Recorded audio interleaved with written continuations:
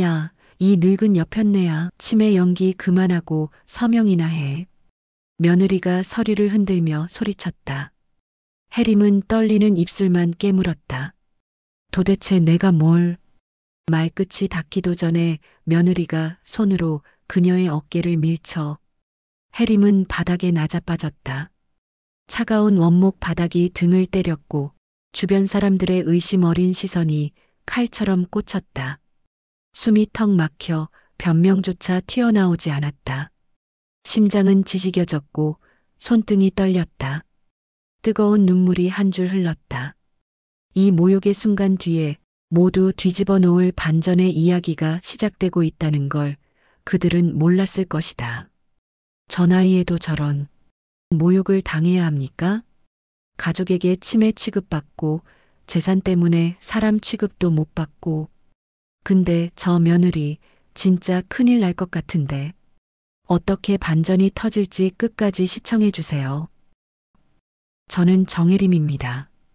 올해 73이에요. 서울 중구에 있는 작은 아파트에서 혼자 살고 있어요. 남편과는 작년에 생이별을 했습니다. 40년을 함께 살았는데 어느 날 갑자기 떠나버렸죠. 그래도 슬퍼만 하고 있을 수는 없잖아요. 아들 부부가 옆동에 살고 있어서 자주 왕래하며 지내고 있습니다. 저는 35년간 구청 민원실에서 근무했어요. 매일 아침 8시에 출근해서 오후 6시에 퇴근하는 규칙적인 생활을 했죠.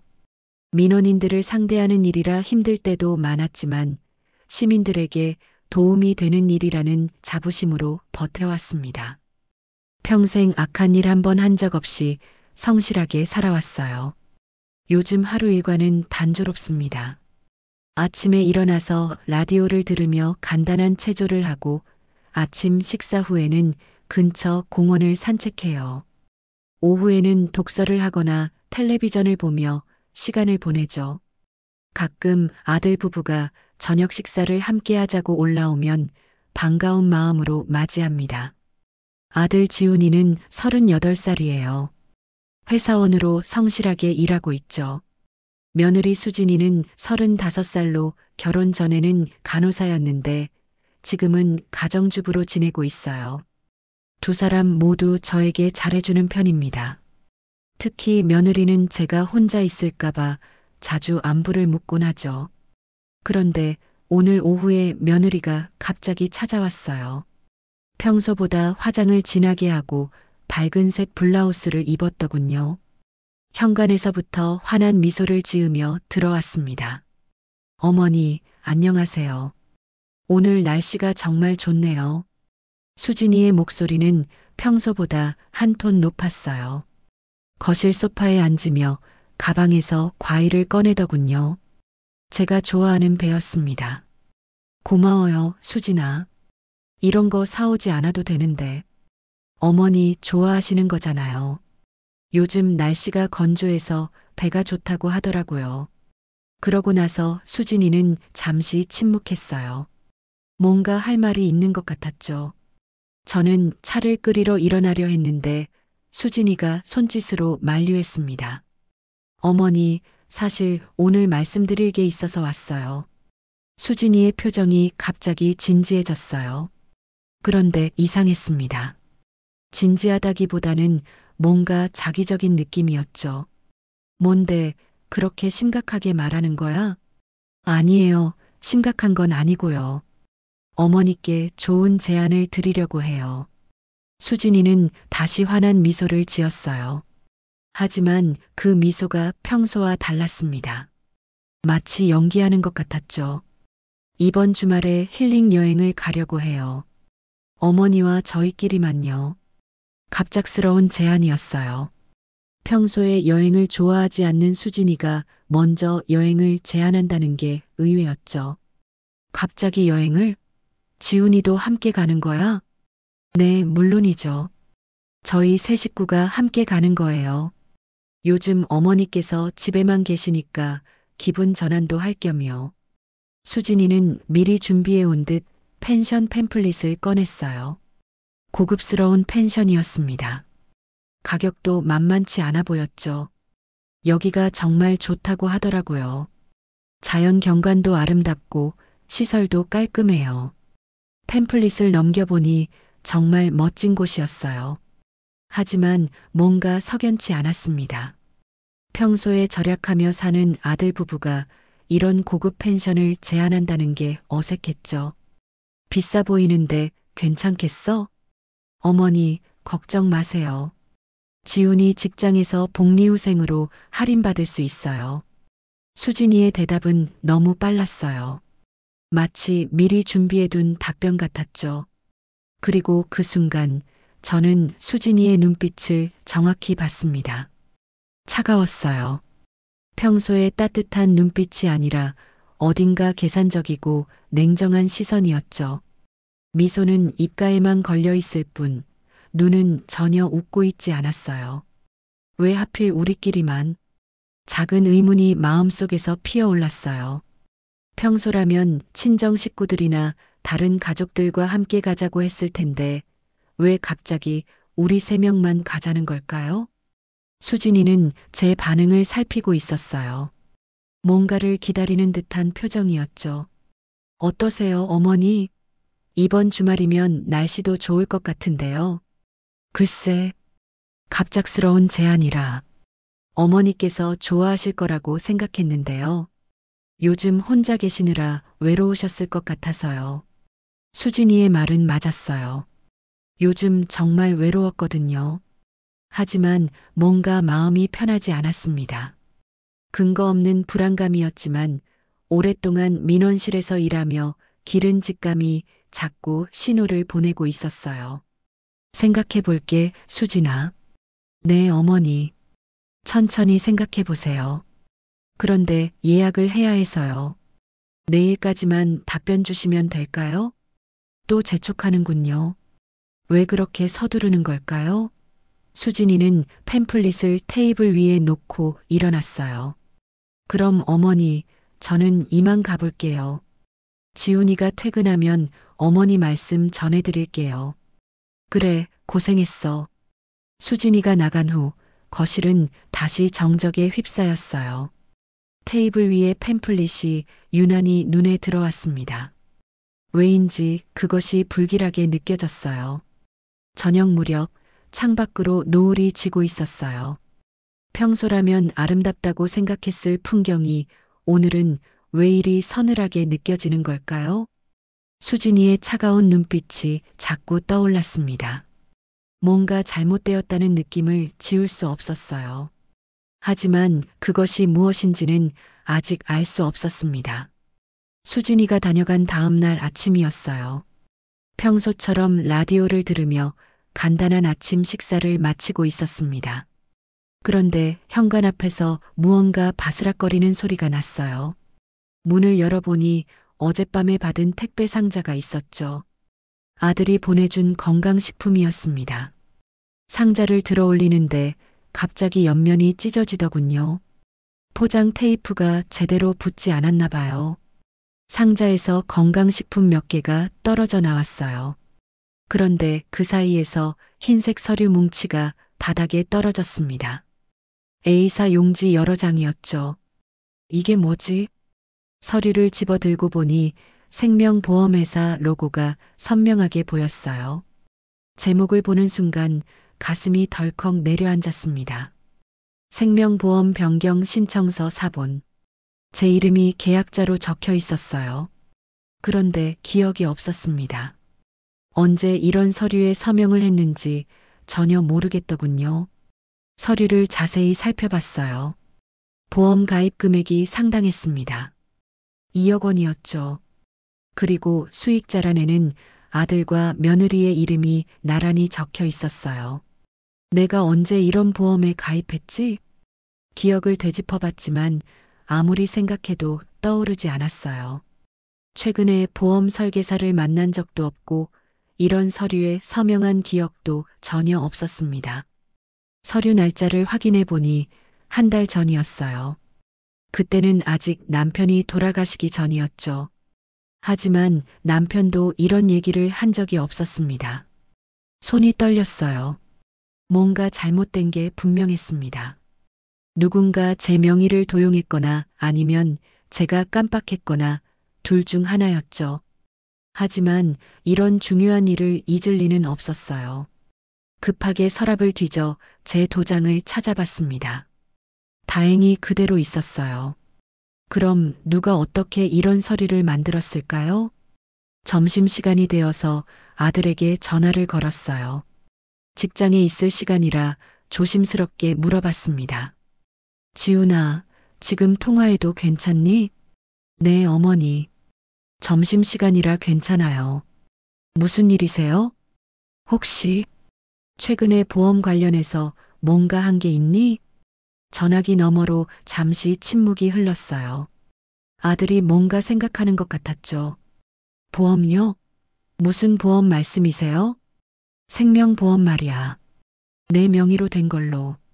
어머니, 제가 그런 걸 왜 해요? 어머니 보험은 어머니께서 직접 관리하시잖아요. 아들의 목소리는 진심으로 당황스러워했어요. 연기라면 정말 뛰어난 연기였죠. 하지만 제가 아는 지훈이는 거짓말을 잘 못하는 아이예요. 그럼 수진이는? 혹시 수진이가 뭔가 알고 있을까? 며느리요? 글쎄요. 수진이도 그런 얘기 한 적 없는데요. 그런데 아들의 말투가 미묘하게 변했어요. 뭔가 확신이 없는 것 같았죠. 지훈아, 혹시 어제 수진이가 펜션 얘기했다고 들었니? 아, 네. 어머니와 함께 여행 가고 싶다고 하더라고요. 어머니께서 요즘 외로우시다고. 너도 함께 가는 거지? 네, 물론이죠. 가족 여행이니까요. 아들의 대답은 자연스러웠어요. 하지만 뭔가 석연치 않은 구석이 있었습니다. 마치 미리 짜여진 각본을 읽는 것 같았죠. 그럼 어머니, 보험 서류는 어디서 나온 건데요? 택배 상자에서 떨어져 나왔어. 택배요? 이상하네요. 저희가 보낸 택배에는 건강식품만 들어 있었는데 전화를 끊고 나서 다시 서류를 들여다봤어요. 서명란의 필체를 유심히 봤습니다. 제 서명과 비슷했지만 뭔가 어색했어요. 글자 모양이 평소보다 어색하고 힘이 없었죠. 그러고 보니 최근에 기억이 가물가물한 날들이 있었어요. 남편이 돌아가신 후 슬픔에 잠겨 있던 시기였죠. 그때 혹시 누군가 와서 이런 서류에 서명하게 했을까요? 아니에요. 아무리 슬펐어도 이런 중요한 일을 잊을 수는 없었습니다. 게다가 2억 원이라는 큰 금액이었어요. 오후에 수진이가 갑자기 찾아왔어요. 평소보다 일찍 왔더군요. 어머니, 안녕하세요. 오늘은 어떻게 지내셨어요? 수진이의 미소가 어제보다 더 밝아 보였어요. 하지만 제 눈에는 그 미소가 가면 같아 보였습니다. 어머니, 어제 여행권은 어떻게 생각해 보셨어요? 아직 생각 중이야. 그런데 어머니, 혹시 오늘 무슨 일 있으셨어요? 표정이 좀 안 좋아 보이시는데. 수진이가 제 얼굴을 자세히 들여다봤어요. 마치 제가 뭘 알고 있는지 확인하려는 것 같았죠.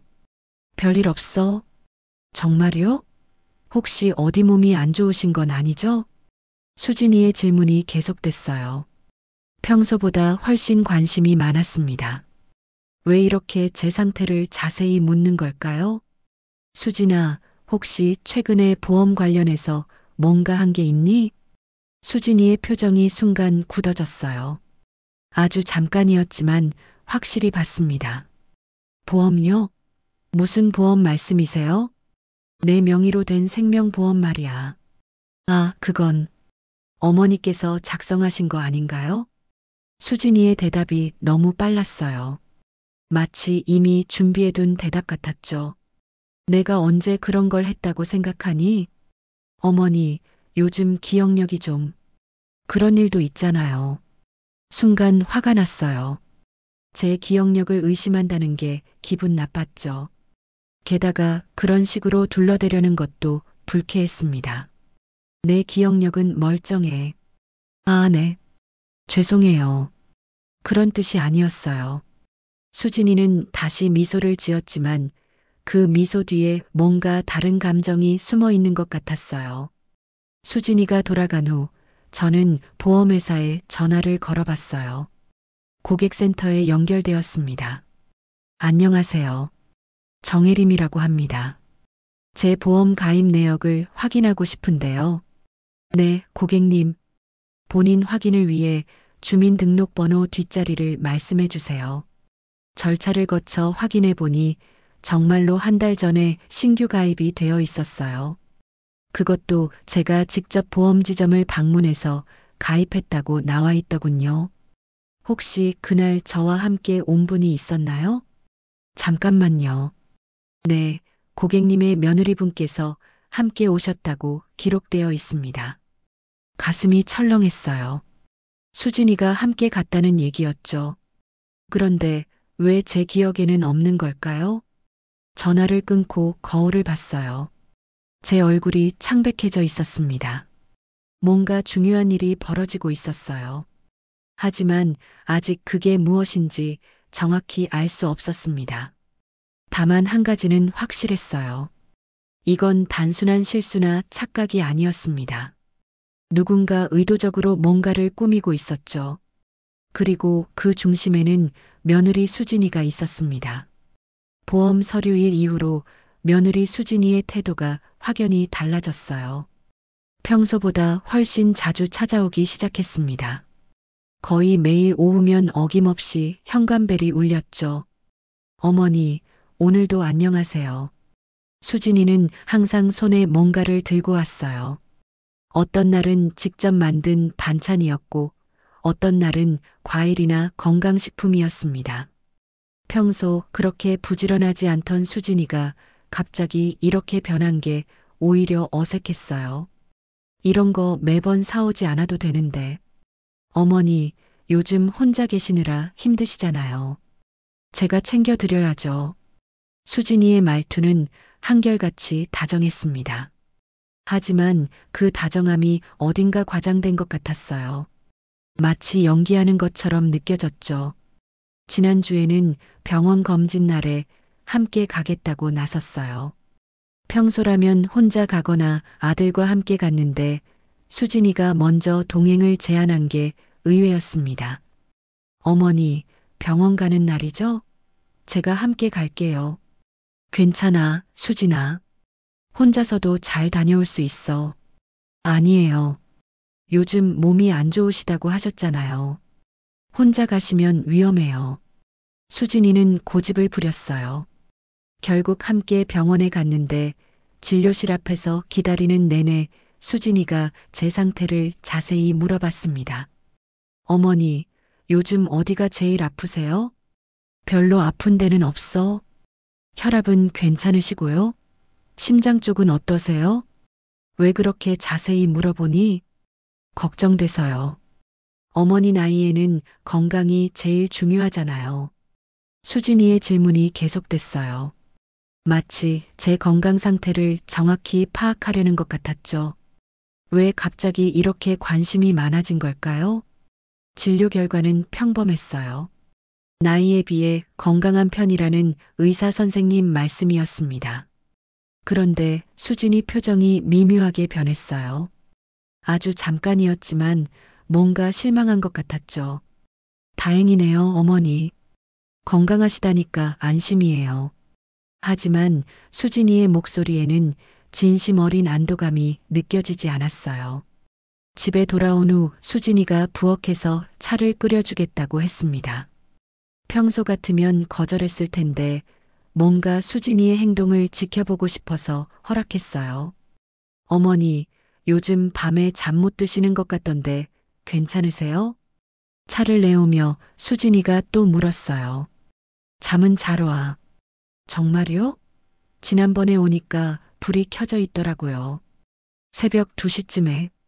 수진이가 새벽에 제 집 앞을 지나간다는 얘기였죠. 왜 그런 시간에 여기를 지나갈까요?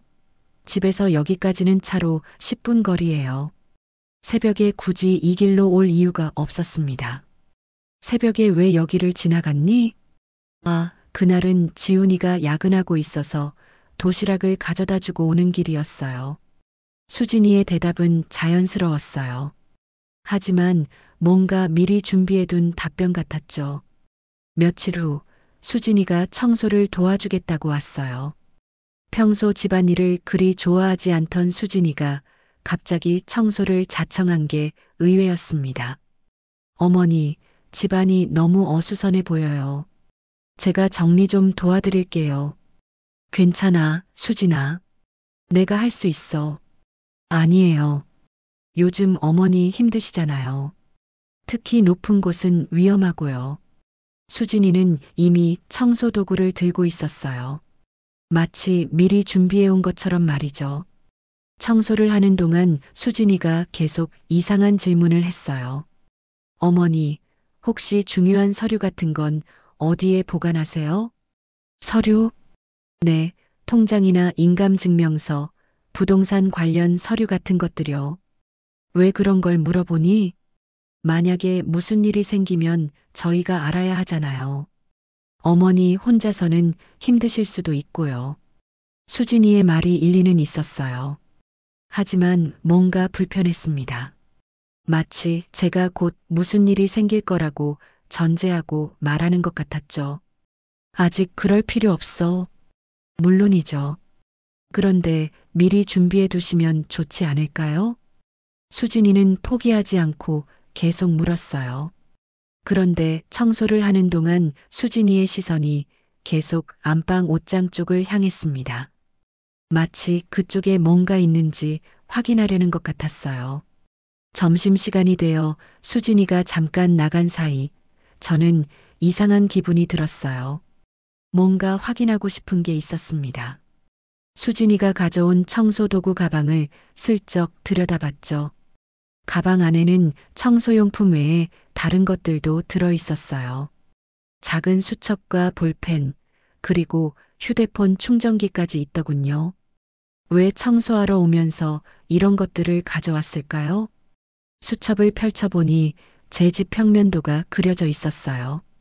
각 방의 위치와 크기가 정확하게 표시되어 있었습니다. 그리고 옷장, 서랍장 위치까지 세밀하게 표기되어 있었죠. 가슴이 두근거렸어요. 이건 분명히 이상한 일이었습니다. 왜 수진이가 제 집 평면도를 그려놓았을까요? 수진이가 돌아왔을 때 저는 아무렇지 않은 척했어요. 하지만 마음속으로는 계속 의심이 커져갔습니다. 어머니, 청소 다 끝났어요. 한결 깔끔해졌네요. 고마워, 수진아. 그런데 어머니, 옷장 안쪽이 좀 지저분해 보이던데요. 다음에 와서 정리해 드릴까요? 또 옷장 얘기였어요. 수진이가 왜 그렇게 옷장에 관심이 많은 걸까요? 수진이가 돌아간 후 저는 옷장을 자세히 살펴봤어요. 평소와 다른 점이 있는지 확인해 보려고요. 겉보기에는 별다른 변화가 없어 보였습니다. 그런데 며칠 후 결정적인 일이 벌어졌어요. 수진이가 또 찾아와서 정리를 도와주겠다고 했습니다. 이번에는 안방 정리였어요. 수진이가 화장실에 간 사이 저는 수진이가 가져온 핸드백을 우연히 건드렸습니다. 가방이 넘어지면서 안에 있던 서류들이 바닥에 흩어졌어요. 황급히 주워 담으려다가 한 장을 자세히 봤습니다. 구 재개발 예정지 보상금 예측 자료. 제목부터 심상치 않았어요. 자세히 보니 우리 동네가 재개발 예정지로 분류되어 있었습니다. 그리고 각 필지별 예상 보상 금액이 상세하게 적혀 있었어요. 다른 서류도 봤어요. 정혜림 소유 토지 등기부등본 복사본이라고 적혀 있더군요. 제 이름이 선명하게 적힌 등기부등본이었습니다. 손이 떨렸어요. 수진이가 왜 이런 서류들을 가지고 있는 걸까요? 그것도 제 몰래 등기부등본까지 떼어와서 말이죠. 급하게 서류들을 원래 자리에 넣어뒀어요. 수진이가 돌아왔을 때 최대한 태연한 척했습니다. 어머니, 뭐하고 계세요? 아무것도 안 해. 수진이가 제 표정을 유심히 들여다봤어요. 뭔가 눈치채는 것 같았죠. 저녁 시간이 되어 수진이가 돌아가려 할 때 저는 용기를 내서 물어봤어요. 수진아, 혹시 우리 동네 재개발 얘기 들어봤니? 수진이의 표정이 순간 굳어졌어요. 하지만 금세 태연한 미소를 지었습니다. 재개발이요? 아직 확정된 건 아니잖아요. 그런 자료 같은 건 본 적 있니? 자료요? 어떤 자료 말씀이세요? 수진이의 목소리가 약간 높아졌어요. 긴장하고 있는 게 분명했습니다. 보상금 예측 자료 같은 건 말이야. 아, 그런 거요. 네, 인터넷에서 본 적 있어요. 어머니 잘 되시라고 공부하는 거예요. 수진이의 대답이 너무 자연스러웠어요. 마치 미리 준비해둔 답변 같았죠. 그런데 그 자연스러움이 오히려 더 의심스러웠습니다. 내 등기부등본도 필요해서 떼어봤니? 이번에는 수진이가 당황했어요. 얼굴이 순간 하얗게 변했습니다. 등기부등본이요? 그건 아직 떼어보지 않았는데요. 거짓말이었어요. 분명히 제가 본 서류 중에 있었거든요. 그럼 앞으로도 내 허락 없이는 그런 일 하지 마. 네, 어머니. 물론이죠. 수진이는 서둘러 집을 나갔어요. 뒤돌아서는 모습에서 안도감이 느껴졌습니다. 혼자 남은 거실에서 저는 깊은 한숨을 쉬었어요. 뭔가 큰 일이 벌어지고 있었어요. 그리고 그 중심에는 며느리 수진이가 있었습니다. 창밖으로 어둠이 내려앉고 있었어요. 평소보다 더 깊고 차가운 어둠이었습니다. 며칠 후 아들에게서 전화가 왔어요. 평소와 달리 목소리가 무거웠습니다. 어머니, 잠깐 올라가도 될까요? 그럼 언제든지 와. 수진이도 함께요. 뭔가 심각한 분위기였어요. 두 사람이 함께 온다는 게 예사롭지 않았습니다. 1시간 후 아들과 며느리가 찾아왔어요. 평소와 달리 둘 다 표정이 굳어 있었죠. 거실 소파에 나란히 앉는 모습이 마치 면접관 같았습니다. 무슨 일이야, 그렇게 심각하게? 아들이 먼저 입을 열었어요. 어머니, 요즘 컨디션이 어떠세요? 컨디션? 별다를 거 없는데. 혹시 기억이 안 나는 일들이 있으시진 않나요? 아들의 질문이 이상했어요. 마치 저를 환자 취급하는 것 같았죠. 무슨 소리니, 그게? 수진이가 조심스럽게 끼어들었어요. 어머니, 사실 가족들이 좀 걱정하고 있어요. 가족들이? 누가? 지훈이 형님 댁에서도 그렇고 시댁 식구들도 그렇고요. 수진이의 말에 가슴이 철렁했어요. 언제부터 가족들이 저에 대해 얘기했다는 걸까요? 아들이 휴대폰을 꺼내더군요. 카카오톡 대화창을 보여줬습니다. 어머니, 이거 좀 보세요. 화면을 보는 순간 충격을 받았어요. 가족 단톡방이었는데 수진이가 올린 메시지들이 가득했습니다. 어머니 요즘 기억력이 너무 떨어지세요. 어제도 같은 얘기를 3번이나 반복하시더라고요.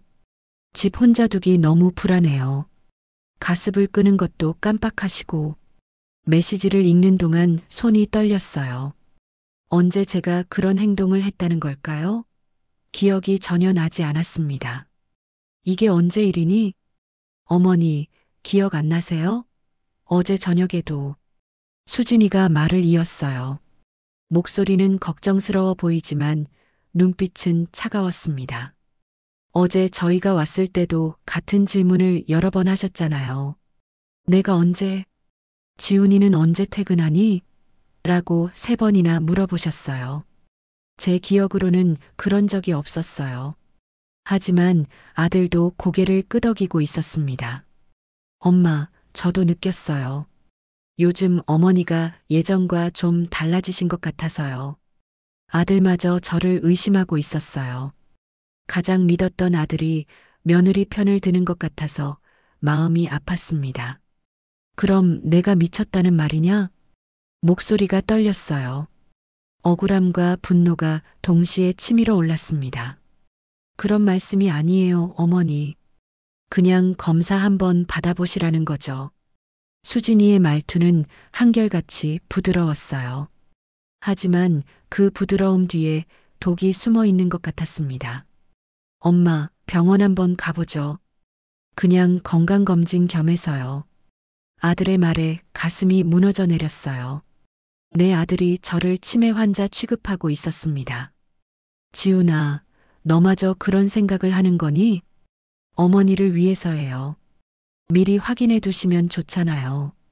아들의 표정에서 확신을 읽을 수 있었어요. 이미 수진이의 말을 완전히 믿고 있었습니다. 난 멀쩡해. 병원 갈 필요 없어. 어머니, 그렇게 말씀하시면 더 걱정돼요. 수진이가 다시 끼어들었어요. 마치 제 반박을 예상하고 있었던 것 같았습니다. 요즘 어르신들이 많이 그러세요. 자각 증상이 없으셔서 더 위험한 거예요. 수진이의 말 한마디 한마디가 칼처럼 파고들었어요. 마치 저를 완전히 무력화시키려는 것 같았습니다. 아들이 제 손을 잡았어요. 엄마, 제발 한 번만 가봐요. 저희가 안심하려고 하는 거예요. 아들의 손길이 따뜻했지만 그 따뜻함이 오히려 더 서글펐어요. 선의로 포장된 의심이었으니까요. 알겠어. 생각해 볼게. 더 이상 말하고 싶지 않았어요. 뭘 말해도 소용없을 것 같았습니다. 수진이가 일어나더니 부엌 쪽으로 갔어요. 물을 마시겠다고 하면서요. 그런데 부엌에서 수진이의 목소리가 들려왔어요. 누군가와 전화하고 있었습니다. 네, 안녕하세요. 생명보험 관련해서 문의드릴 게 있어서요. 가슴이 철렁했어요. 보험회사에 전화하고 있었습니다. 네, 계약자 상태가 좀. 그런 경우에는 어떻게 되나요? 수진이의 목소리가 작아졌지만 귀를 기울이면 들을 수 있었어요. 치매나 그런 질환이 있으면. 네, 네, 알겠습니다. 더 이상 듣고 있을 수 없었어요. 수진이가 대놓고 제 앞에서 이런 전화를 하다니요. 수진이가 부엌에서 나왔을 때 저는 최대한 태연한 척했습니다. 하지만 속으로는 분노가 치밀고 있었어요. 어머니, 그럼 저희는 이만 가볼게요. 병원 예약은 제가 해드릴게요. 아직 가겠다고 안 했는데? 어머니께서 생각해 보시겠다고 하셨잖아요. 미리 예약해 두는 거예요. 수진이는 이미 모든 걸 결정해 놓고 있었어요. 제 의견은 중요하지 않았습니다. 두 사람이 나간 후 거실에는 무거운 정적이 흘렀어요. 휴대폰으로 가족 단톡방을 다시 봤습니다. 수진이의 메시지들이 계속 올라와 있었어요. 어머니 상태가 생각보다 심각해 보여요. 혼자 두면 위험할 것 같아요. 빨리 전문의한테 보여드려야겠어요. 댓글로 다른 가족들의 반응도 달려 있었어요. 모두 수진이의 말에 동조하고 있었습니다. 그럼 빨리 병원 가셔야겠네요. 요즘 그런 분들 많다던데. 미리 대비해야죠. 제가 마치 이미 치매에 걸린 환자처럼 취급받고 있었어요. 그것도 제 가족들에 의해서 말이죠. 손이 부들부들 떨렸어요. 억울함과 분노, 그리고 절망감이 한꺼번에 밀려왔습니다. 평생 성실하게 살아온 제가 이런 취급을 받아야 한다니요. 거울 앞에 섰어요. 제 얼굴을 똑바로 봤습니다. 주름은 늘었지만 눈빛은 여전히 또렷했어요. 정신도 말짱했습니다. 내가 미쳤다고? 내가? 거울 속 제 모습에게 말했어요. 목소리는 떨렸지만 의지는 확고했습니다. 이대로 당할 수는 없었어요. 무슨 일이 벌어지고 있는지 정확히 파악해야 했습니다. 그리고 수진이의 정체를 밝혀내야 했어요. 창밖으로 해가 지고 있었어요. 하지만 제 마음속에는 새로운 결심이 타오르고 있었습니다. 절망의 끝에서 찾은 작은 희망의 불꽃이었어요. 거울 속 제 눈빛이 달라져 있었습니다. 무기력했던 눈빛이 아니라 단단한 의지로 가득한 눈빛이었어요. 이제 시작이었습니다. 그날 밤 잠이 오지 않았어요. 가족들의 차가운 시선이 자꾸 떠올랐습니다. 치매라는 낙인이 찍히면 모든 게 끝날 거라는 생각에 가슴이 답답했어요. 새벽 5시가 되어서야 침대에서 일어났습니다. 더 이상 누워 있을 수 없었어요.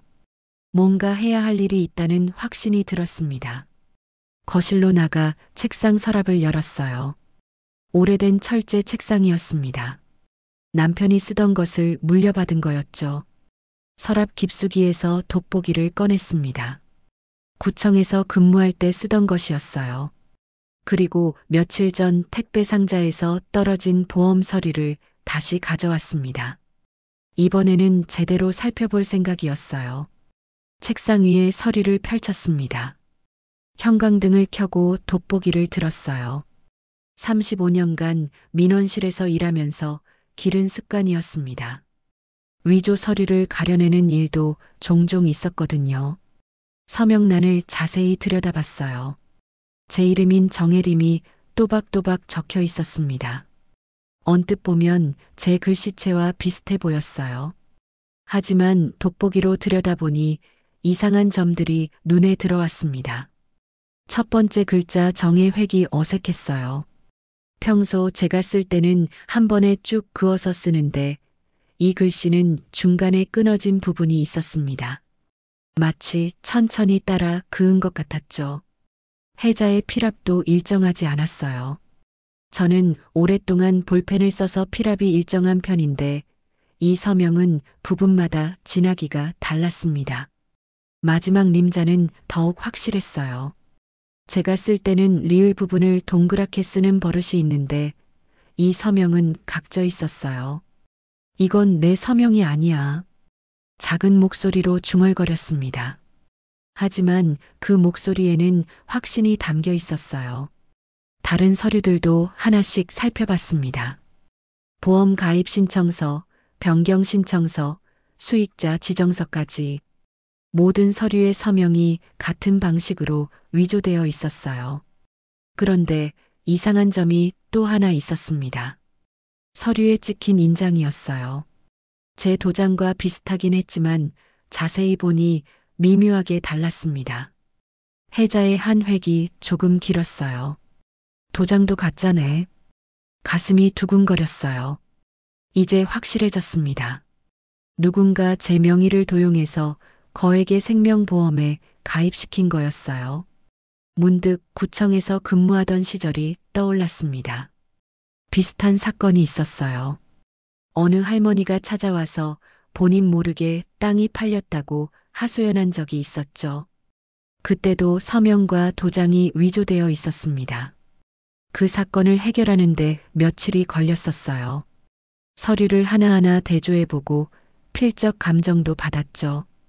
결국 그 할머니의 며느리가 저지른 일이었습니다. 그때와 똑같아 과거의 기억이 선명하게 되살아났어요. 그 할머니의 절망스러운 표정, 가족에게 배신당한 충격, 그리고 진실이 밝혀진 후의 안도감까지 모든 게 생생했습니다. 그때 그 할머니는 이렇게 말했었어요. 가족이라고 믿었는데 어떻게 이런 일을 할 수 있어요? 그 말이 지금 제 상황과 정확히 맞아떨어졌어요. 저도 며느리를 가족으로 믿고 있었는데 이런 일을 당하고 있었던 거죠. 돋보기를 다시 들고 서류를 더 자세히 살펴봤어요. 보험 가입 날짜를 확인해 보니 한 달 전이었습니다. 남편이 돌아가시기 며칠 전이었죠. 그때를 떠올려 봤어요. 남편의 임종을 지키느라 정신이 없었던 시기였습니다. 병원과 집을 오가며 지쳐 있을 때였어요. 그런 상황을 노린 거였을까요? 수진이의 얼굴이 떠올랐어요. 그때도 자주 병원에 와서 도와준다고 했었죠. 그런데 어느 순간부터 제 가방이나 지갑을 자주 만지작거렸던 기억이 났습니다. 그때 제 도장이나 신분증을 몰래 복사했을 수도 있었어요. 창밖으로 해가 떠오르고 있었어요. 따뜻한 햇살이 책상 위로 스며들었습니다. 하지만 제 마음속에는 차가운 분노가 자리 잡고 있었어요. 서류를 다시 한번 정리했습니다. 이제 확실한 증거가 있었어요. 서명 위조, 도장 위조, 그리고 명예 도용까지 모든 게 명백한 범죄 행위였습니다. 구청에서 일할 때 배운 게 있었어요. 이런 사건은 빠르게 대응해야 한다는 것이었습니다. 시간이 지날수록 증거가 사라지고 가해자는 더 교묘하게 행동하게 되거든요. 돋보기를 내려놓고 의자에 기댔어요. 마음이 한결 가벼워졌습니다. 며칠 동안 괴롭혔던 의심과 불안이 확신으로 바뀌었어요. 이제 무엇을 해야 할지 분명했습니다. 더 이상 수진이의 계략에 당할 수는 없었어요. 치매라는 낙인을 씌워서 저를 무력화시키려던 수진이의 계획을 막아야 했습니다. 제 눈빛이 달라져 있었어요. 두려움과 혼란이 사라지고 대신 차분하고 서늘한 결의가 자리 잡았습니다. 35년간 공무원으로 일하며 쌓은 경험과 지식이 다시 깨어나고 있었어요. 거울을 봤습니다. 주름진 얼굴이지만 눈빛만은 예전처럼 날카로웠어요. 아직 늙지 않았다는 확신이 들었습니다.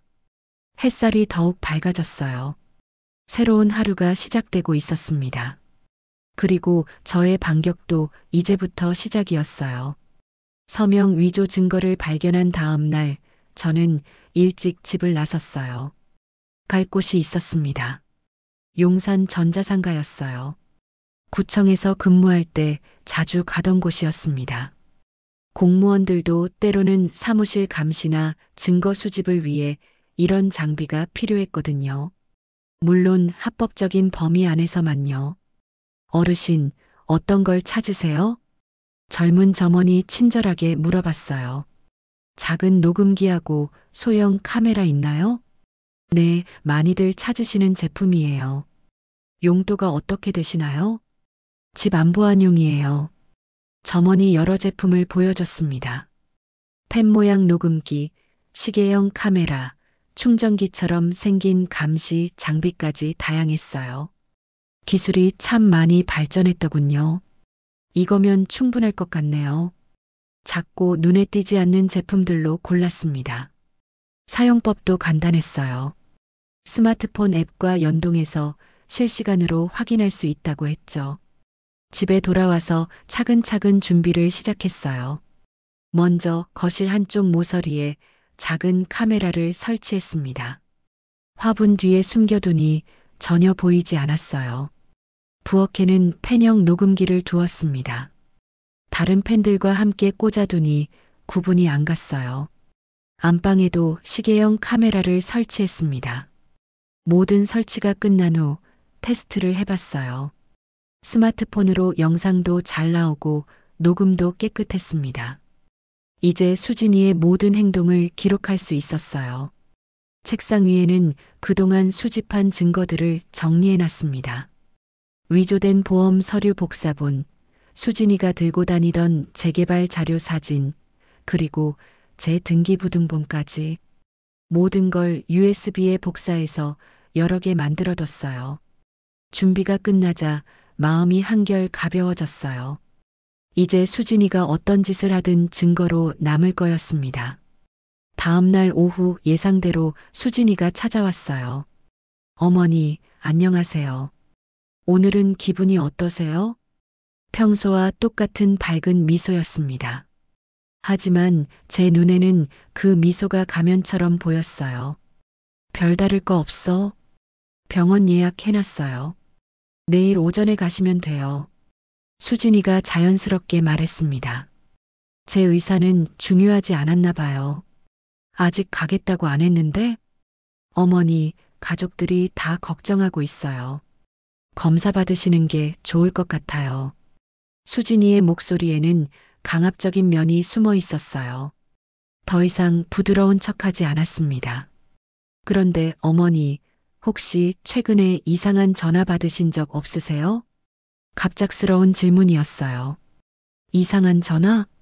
네, 보험회사에서요. 계약 관련해서 확인한다고. 수진이가 제 반응을 살피고 있었어요. 제가 뭘 알고 있는지 확인하려는 것 같았습니다. 별로 기억 안 나는데. 거짓말이었어요. 하지만 아직 제가 뭘 알고 있는지 드러낼 때가 아니었습니다. 그럼 다행이에요. 요즘 사기꾼들이 많거든요. 수진이가 안도하는 표정을 지었어요. 그 모습이 녹음기에 고스란히 기록되고 있었습니다. 어머니, 그런데 집 청소 좀 도와드릴까요? 어제 봤는데 좀 어수선해 보이더라고요. 또 청소 얘기였어요. 뭘 찾고 있는 걸까요? 괜찮아. 내가 할 수 있어. 아니에요. 제가 할게요. 수진이는 이미 청소 도구를 가져와 있었어요. 미리 준비해 온 거였죠. 청소를 하는 동안 수진이의 움직임을 주의 깊게 관찰했어요. 특히 안방 옷장 쪽을 자주 들여다봤습니다. 중요한 서류를 찾고 있는 게 분명했어요. 어머니, 옷장 정리도 해드릴까요? 안 돼. 거기는 손대지 마. 처음으로 단호하게 말했어요. 수진이의 표정이 순간 굳어졌습니다. 왜요? 정리해드리려는 건데. 내 물건은 내가 정리할 거야. 수진이가 입술을 깨물었어요. 뭔가 계획에 차질이 생긴 것 같았습니다. 그럼 거실만 정리할게요. 수진이는 포기하지 않았어요. 거실 곳곳을 뒤지기 시작했습니다. 서랍을 열어보고 책장을 뒤지고 심지어 화분 뒤까지 살펴봤어요. 그런데 화분 뒤를 볼 때 수진이의 손이 잠깐 멈췄습니다. 카메라를 발견한 걸까요? 아니었어요. 워낙 작아서 모르고 지나쳤더군요.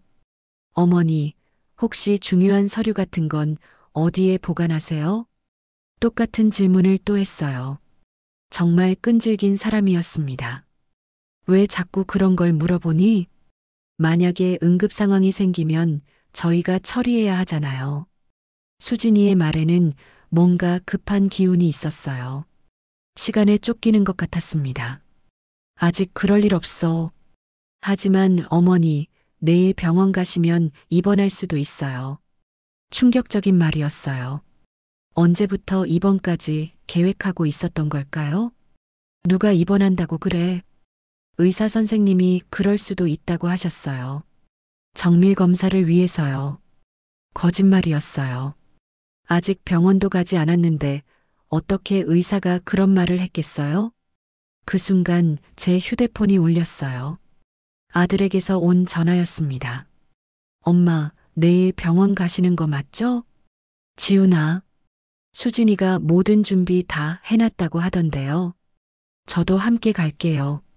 아들마저 이미 계획에 포함되어 있었어요. 모든 게 치밀하게 짜여진 각본 같았습니다. 알겠어. 전화를 끊고 수진이를 봤어요. 수진이는 만족스러운 미소를 지으며 청소를 마무리하고 있었습니다. 어머니, 그럼 내일 오전 9시에 모시러 올게요. 내가 혼자 갈 수 있어. 아니에요. 저희가 모시고 갈게요. 그게 안전해요. 수진이의 말투에서 협상의 여지는 없었어요. 이미 모든 걸 결정해 놓고 있었습니다. 수진이가 나간 후 저는 곧바로 녹음 파일을 확인해 봤어요. 모든 대화가 선명하게 기록되어 있었습니다. 특히 이번 얘기와 의사 발언 조작 부분이 중요한 증거가 될 것 같았어요. 영상도 확인해 봤습니다. 수진이가 화분 뒤를 뒤지는 장면, 옷장을 열어보려던 장면까지 모든 게 기록되어 있었어요. 이제 충분한 증거가 모였습니다. 서명 위조, 명예 도용, 그리고 강제 입원까지 수진이의 계획이 점점 드러나고 있었어요. 하지만 아직 끝난 게 아니었어요. 내일 병원에 가면 또 어떤 일이 벌어질지 모르겠지만 이번에는 제가 준비되어 있었습니다. 책상 위의 증거들을 다시 한번 정리했어요. USB 여러 개, 문서 복사본들, 그리고 오늘 녹음한 파일까지 모든 걸 안전한 곳에 숨겨뒀습니다. 창밖으로 저녁 노을이 지고 있었어요. 며느리와의 진짜 승부는 이제부터 시작이었습니다. 병원에서 나온 결과는 예상했던 대로였어요. 건강에 아무 이상이 없다는 진단이었습니다. 치매는커녕 나이에 비해 인지 능력도 뛰어나다고 했죠. 수진이의 표정이 순간 일그러졌어요. 하지만 금세 태연한 척했습니다. 다행이네요, 어머니. 그런데 의사 선생님이 스트레스 관리가 중요하다고 하셨잖아요. 그래서 펜션에서 며칠 쉬시면 좋을 것 같아요. 예약도 해놨고요. 수진이는 포기하지 않았어요. 오히려 더 적극적으로 나왔습니다. 아들도 동조했어요. 엄마, 저희도 함께 가니까 걱정 마세요. 가족 여행이라고 생각하세요. 결국 펜션으로 가게 되었습니다. 하지만 저는 이미 준비가 되어 있었어요. 작은 녹음기를 가방에 넣어뒀고 증거 파일들도 따로 챙겨왔습니다. 펜션은 정말 고급스러웠어요. 수진이가 얼마나 공을 들였는지 알 수 있었습니다. 하지만 그 화려함 뒤에 숨은 의도를 생각하니 소름이 돋았어요. 어머니, 방은 2층으로 드릴게요. 전망이 좋거든요. 수진이가 친절하게 안내해줬어요. 하지만 2층이라는 게 의미심장했습니다. 혹시 도망가지 못하게 하려는 걸까요? 짐을 정리한 후 1층 거실에 모였어요. 수진이가 차를 끓여왔습니다. 어머니, 여기서 며칠 푹 쉬세요. 도시 생활에 지치셨을 거예요. 그런데 수진아, 갑자기 이런 비싼 펜션을 예약한 이유가 뭐니? 어머니를 위해서죠. 요즘 너무 힘드셨잖아요. 수진이의 대답은 늘 똑같았어요. 하지만 오늘은 뭔가 다른 기운이 흘렀습니다. 저녁 식사 후 수진이가 갑자기 서류 뭉치를 꺼냈어요. 어머니, 이거 좀 보세요. 이게 뭐야? 보험 관련 서류인데요. 좀 더 유리한 조건으로 바꿀 수 있다고 해서요. 수진이가 펼쳐 보인 서류는 보험 변경 동의서였어요. 수익자를 변경하고 보험금을 더 늘리는 내용이었습니다. 어머니, 이거 그냥 사인만 하시면 돼요. 복잡한 건 저희가 알아서 할게요. 부드러운 말투였지만 압박이 느껴졌어요. 제가 서명하기만 하면 모든 게 끝날 거라는 확신에 찬 목소리였습니다. 그리고 이것도 있어요. 또 다른 서류를 꺼냈어요. 재산 이전 동의서였습니다. 요즘 상속세가 많이 오른다고 해서요. 미리 처리해 두시면 세금을 절약할 수 있어요. 수진이의 설명은 그럴듯했어요. 하지만 내용을 보니 제 모든 재산을 아들 부부 명의로 넘기는 것이었습니다. 이건 너무 급작스러운 것 같은데. 어머니, 나중에 하시면 더 복잡해져요. 지금이 가장 좋은 타이밍이에요. 수진이의 목소리에 조급함이 배어 있었어요. 뭔가 시간에 쫓기는 것 같았습니다. 그때 일부러 손을 떨어 보였어요. 찻잔을 들다가 살짝 흔들리게 했죠. 어머니, 괜찮으세요? 수진이의 눈빛이 반짝였어요. 제 컨디션이 나빠 보이는 게 오히려 좋은 신호인 것 같았습니다. 좀 어지러워. 역시 스트레스 때문인 것 같아요. 이런 중요한 일은 빨리 처리해 두시는 게 좋겠어요. 수진이가 더 적극적으로 나왔어요. 볼펜을 제 손에 쥐어줬습니다. 지금 하시죠. 간단한 거니까요. 아들도 옆에서 거들었어요. 엄마, 수진이 말이 맞는 것 같아요. 미리 해두시면 나중에 편하실 거예요. 두 사람이 저를 애워싸고 있었어요. 이제 더 이상 물러날 곳이 없는 상황이었습니다. 그런데 바로 그 순간 수진이가 작은 목소리로 중얼거렸어요. 이제 곧 치매 진단만 받으면 끝이다. 아들은 못 들었지만 저는 분명히 들었어요. 수진이의 진짜 속마음이었습니다. 뭐라고 했니? 아무것도 아니에요. 어머니께서 빨리 편해지셨으면 좋겠다고 했어요. 거짓말이었어요. 하지만 다행히 녹음기가 모든 걸 기록하고 있었습니다. 이제 때가 왔어요. 더 이상 참을 수 없었습니다. 가방에서 태블릿을 꺼냈어요. 미리 정리해둔 증거 파일들이 들어 있었습니다. 지훈아, 이거 좀 봐. 뭐예요, 엄마? 아들이 태블릿을 받아들었어요. 화면에는 위조된 서명 비교 사진이 떴습니다. 이게 뭐죠? 내 와이프가 내 서명을 위조한 증거야. 순간 거실이 조용해졌어요. 수진이의 얼굴이 하얗게 변했습니다. 어머니, 그게 무슨 말씀이세요? 이것도 봐. 다음 파일을 열었어요. 수진이가 제 등기부등본을 몰래 발급받은 기록이었습니다. 아들의 표정이 점점 굳어갔어요. 이건 또 뭐고요? 재개발 보상금 예측 자료야. 수진이가 내 땅값을 미리 알아본 거지. 세 번째 파일을 열었어요. 수진이가 가져온 서류들의 사진이었습니다. 그리고 이건 오늘 녹음한 거야. 녹음 파일을 재생했어요. 수진이의 목소리가 선명하게 들려왔습니다. 이제 곧 치매 진단만 받으면 끝이다. 아들이 수진이를 봤어요. 믿을 수 없다는 표정이었습니다. 수진아, 이게 정말이야? 수진이가 입을 벌렸다 닫았다 했어요. 변명할 말이 없는 것 같았습니다.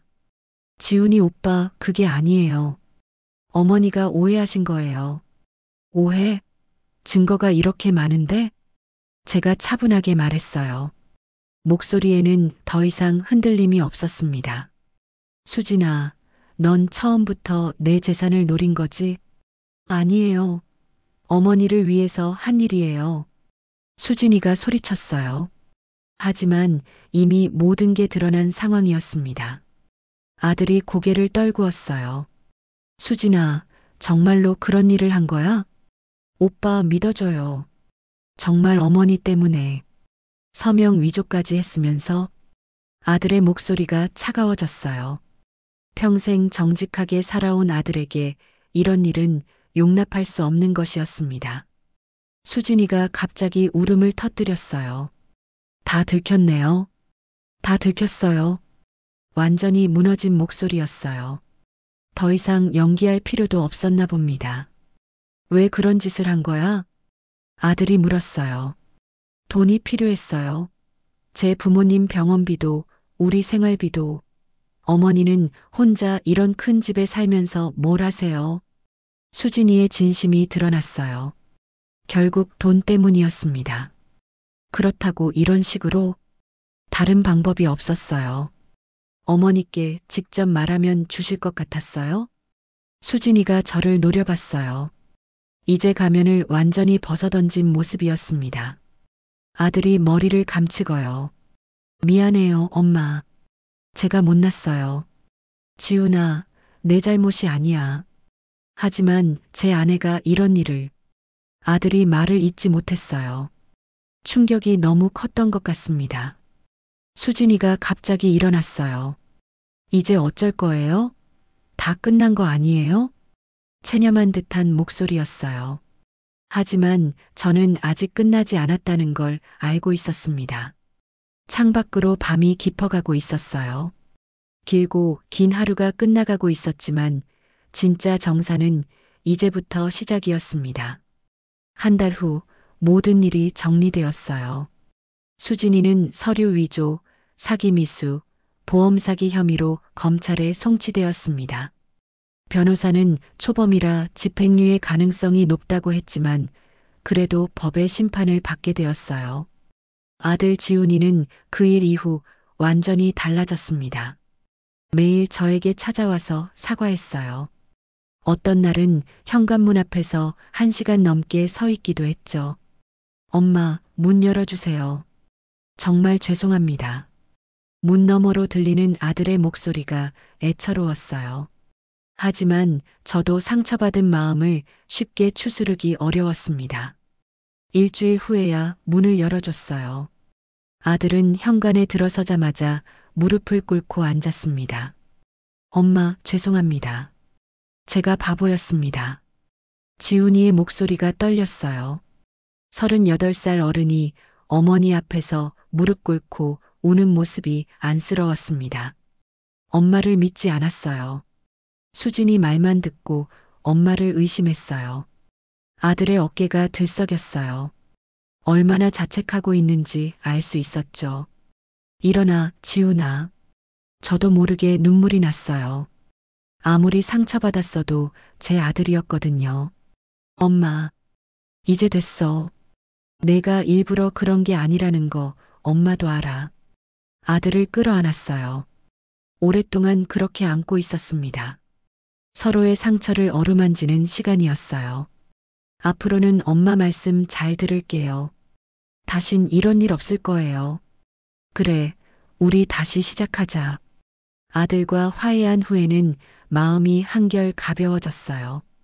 그런데 뜻밖의 소식이 들려왔습니다. 동네 재개발이 확정되었다는 거였어요. 보상금 산정이 나왔는데 수진이가 예측했던 것보다 훨씬 많았습니다. 15억 원이었어요. 평생 상상도 못했던 큰 돈이었죠. 엄마, 이제 정말 편하게 사실 수 있겠네요. 아들이 기뻐했어요. 하지만 저는 복잡한 마음이었습니다. 이 돈을 노리고 수진이가 그런 짓을 했다는 생각이 들어서요. 지훈아, 이 돈으로 새로 시작하자. 네, 엄마. 어디로 이사 가실 거예요? 한강이 보이는 곳으로 가볼까? 늘 꿈꿔왔던 한강뷰 아파트였어요. 이제 그 꿈을 이룰 수 있게 되었습니다. 새 집을 구하러 다니는 동안 지훈이가 계속 따라다녔어요. 예전처럼 다정한 아들로 돌아온 것 같았습니다. 엄마, 이 집 어때요? 한강도 잘 보이고 교통도 편해요. 마음에 드는 집을 찾았어요. 30평 아파트였는데 거실 창문으로 한강이 시원하게 보였습니다. 오후 햇살이 강물에 반짝이는 모습이 정말 아름다웠어요. 이사 준비를 하는 동안 지훈이가 놀라운 소식을 전해줬어요. 엄마, 수진이가 이혼 서류에 서명했어요. 그래. 네, 더 이상 패 끼치고 싶지 않다고 하더라고요. 아들의 목소리에 안도감이 묻어 있었어요. 힘든 결정이었지만 옳은 선택이라고 생각했습니다. 지훈아, 너는 괜찮겠니? 네, 엄마. 이제 엄마하고 저하고 잘 살아요. 아들의 말에 마음이 따뜻해졌어요. 다시 모자 사이로 돌아갈 수 있을 것 같았습니다. 새 집으로 이사한 지 한 달이 지났어요. 매일 아침 한강을 보며 커피를 마시는 게 일과가 되었습니다. 구청에서 퇴직한 후 이렇게 여유로운 아침을 보내는 게 꿈만 같았어요. 지훈이도 자주 놀러 와요. 주말에는 함께 한강공원을 산책하기도 하고 저녁을 함께 먹기도 합니다. 예전처럼 다정한 시간들이 돌아왔어요. 어제는 지훈이가 좋은 소식을 가져왔어요. 엄마, 제가 재혼 생각이 있어요. 그래. 어떤 분인데? 회사 동료인데요. 정말 착하고 좋은 사람이에요. 나중에 인사드리러 올게요. 아들이 새로운 인연을 만났다는 게 기뻤어요. 이번에는 제대로 된 사람이기를 바랄 뿐이었습니다. 창밖으로 해가 지고 있어요. 한강 위로 붉은 노을이 번져가고 있습니다. 이제는 그 노을이 따뜻하게 느껴져요. 더 이상 서늘하지 않아요. 이제는 누가 뭐래도 내 평온한 삶을 지켜야지. 혼자서 다짐해 봤어요. 힘든 시간을 견뎌낸 자신이 대견했습니다. 오늘 저녁에는 지훈이가 손자를 데리고 온다고 했어요.